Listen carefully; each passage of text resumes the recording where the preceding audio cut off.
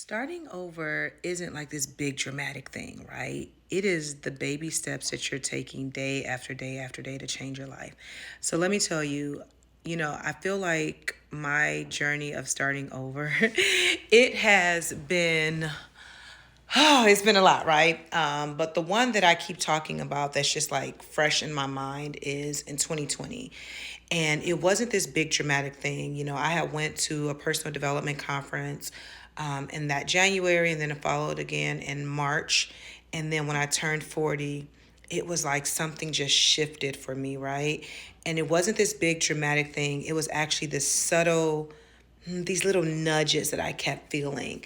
And it was me waking up to my life and to the parts of my life that I had suppressed, realizing that something had to give.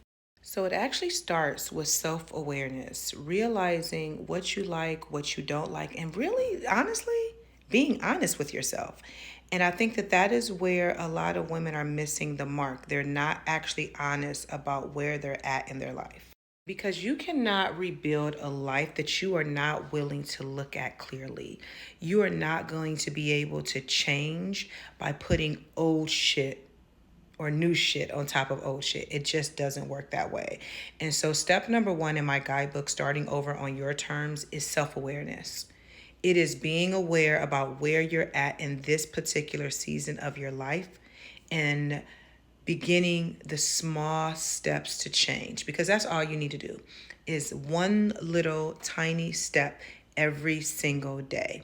So get the guidebook, Starting Over on Your Terms. The link is in the bio. If y'all have any questions, let me know.